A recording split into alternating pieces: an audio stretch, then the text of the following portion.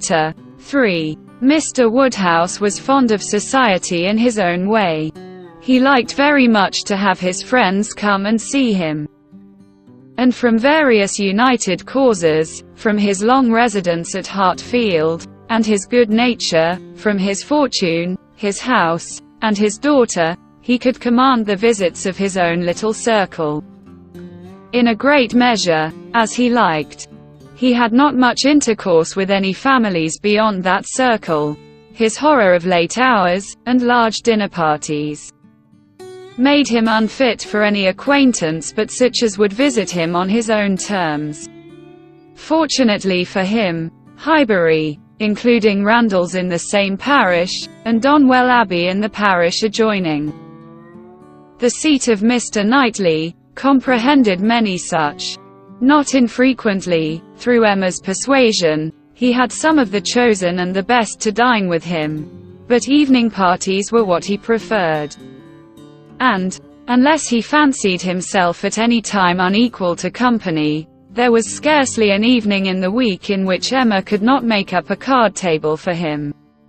Real, long-standing regard brought the Westons and Mr. Knightley, and by Mr. Elton, a young man living alone without liking it, the privilege of exchanging any vacant evening of his own blank solitude for the elegancies and society of Mr. Woodhouse's drawing-room, and the smiles of his lovely daughter, was in no danger of being thrown away. After these came a second set, among the most comfortable of whom were Mrs. and Miss Bates, and Mrs. Goddard. 3 ladies almost always at the service of an invitation from Hartfield, and who were fetched and carried home so often, that Mr. Woodhouse thought it no hardship for either James or the horses. Had it taken place only once a year, it would have been a grievance. Mrs. Bates, the widow of a former vicar of Highbury, was a very old lady, almost past everything but tea and quadrille. She lived with her single daughter in a very small way, and was considered with all the regard and respect which a harmless old lady, under such untoward circumstances, can excite. Her daughter enjoyed a most uncommon degree of popularity for a woman neither young, handsome, rich, nor married. Miss Bates stood in the very worst predicament in the world for having much of the public favor, and she had no intellectual superiority to make atonement to herself, or frighten those who might hate her into outward respect. She had never boasted either beauty or cleverness. Her youth had passed without distinction, and her middle of life was devoted to the care of a failing mother, and the endeavor to make a small income go as far as possible.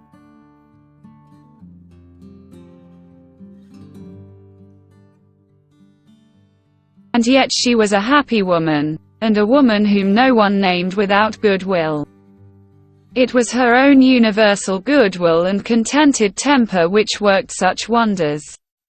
She loved everybody, was interested in everybody's happiness, quick-sighted to everybody's merits, thought herself a most fortunate creature, and surrounded with blessings in such an excellent mother, and so many good neighbors and friends, and a home that wanted for nothing. The simplicity and cheerfulness of her nature, her contented and grateful spirit, were a recommendation to everybody, and a mine of felicity to herself. She was a great talker upon little matters, which exactly suited Mr. Woodhouse, full of trivial communications and harmless gossip.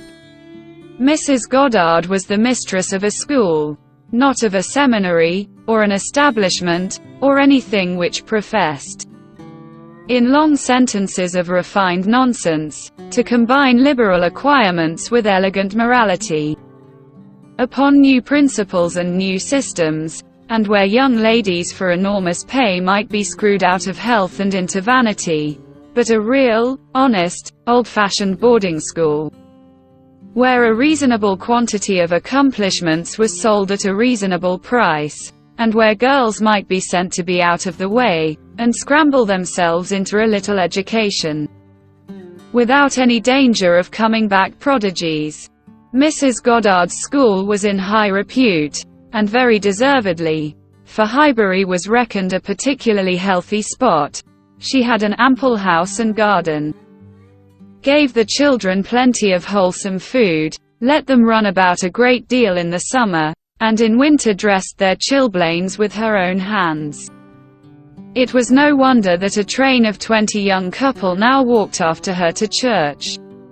She was a plain, motherly kind of woman, who had worked hard in her youth, and now thought herself entitled to the occasional holiday of a tea visit, and having formerly owed much to Mr. Woodhouse's kindness, felt his particular claim on her to leave her neat parlour, hung round with fancy work, whenever she could, and win or lose a few sixpences by his fireside.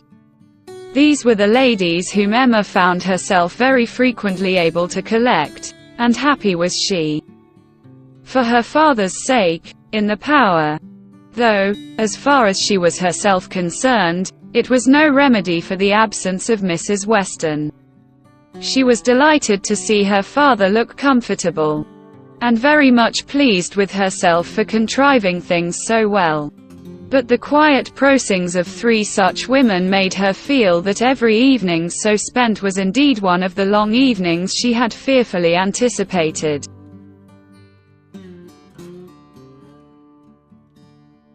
As she sat one morning, looking forward to exactly such a close of the present day, a note was brought from Mrs. Goddard, requesting, in most respectful terms, to be allowed to bring Miss Smith with her. A most welcome request, for Miss Smith was a girl of 17, whom Emma knew very well by sight, and had long felt an interest in, on account of her beauty. A very gracious invitation was returned, and the evening no longer dreaded by the fair mistress of the mansion. Harriet Smith was the natural daughter of somebody. Somebody had placed her, several years back, at Mrs. Goddard's school, and somebody had lately raised her from the condition of scholar to that of parlour boarder. 'Tis was all that was generally known of her history. She had no visible friends but what had been acquired at Highbury, and was now just returned from a long visit in the country to some young ladies who had been at school there with her. She was a very pretty girl, and her beauty happened to be of a sort which Emma particularly admired. She was short, plump, and fair, with a fine bloom, blue eyes, light hair, regular features, and a look of great sweetness, and, before the end of the evening, Emma was as much pleased with her manners as her person, and quite determined to continue the acquaintance.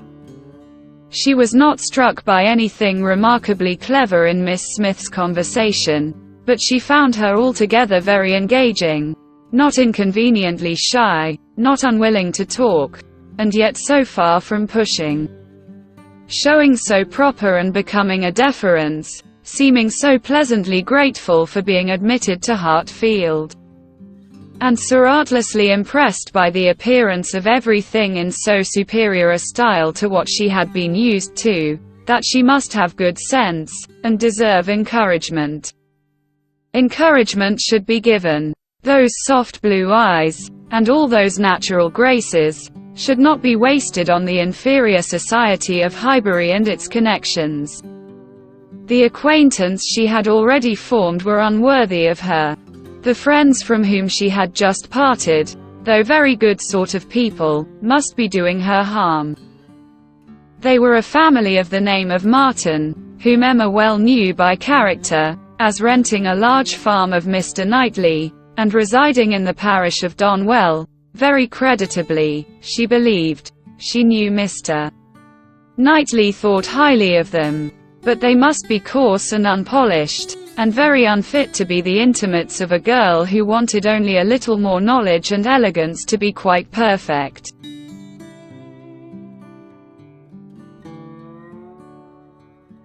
She would notice her.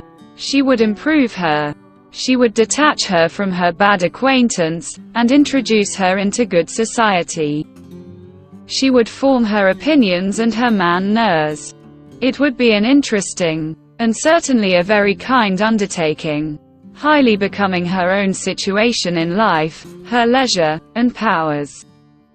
She was so busy in admiring those soft blue eyes, in talking and listening, and forming all these schemes in the in-betweens, that the evening flew away at a very unusual rate, and the supper table, which always closed such parties, and for which she had been used to sit and watch the due time, was all set out and ready, and moved forwards to the free, before she was aware.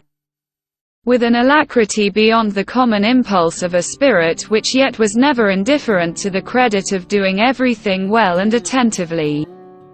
With the real goodwill of a mind delighted with its own ideas, did she then do all the honors of the meal, and help and recommend the minced chicken and scalloped oysters, with an urgency which she knew would be acceptable to the early hours and civil scruples of their guests. Upon such occasions poor Mr. Woodhouse's feelings were in sad warfare. He loved to have the cloth laid, because it had been the fashion of his youth, but his conviction of suppers being very unwholesome made him rather sorry to see anything put on it.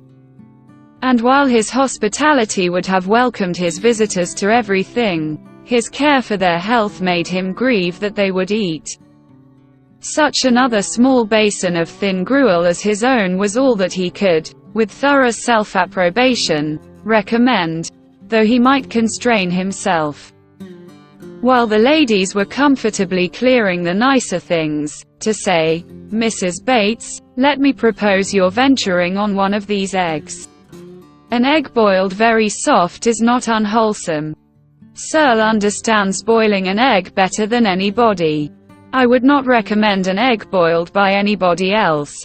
But you need not be afraid, they are very small. You see, one of our small eggs will not hurt you. Miss Bates, let Emma help you to a little bit of tart. A very little bit. Ours are all apple tarts. You need not be afraid of unwholesome preserves here. I do not advise the custard.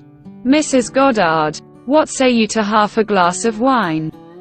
A small half glass, put into a tumbler of water. I do not think it could disagree with you." Emma allowed her father to talk, but supplied her visitors in a much more satisfactory style, and on the present evening had particular pleasure in sending him away happy. The happiness of Miss Smith was quite equal to her intentions. Miss Woodhouse was so great a personage in Highbury, that the prospect of the introduction had given as much panic as pleasure, but the humble, grateful little girl went off with highly gratified feelings, delighted with the affability with which Miss Woodhouse had treated her all the evening, and actually shaken hands with her at last.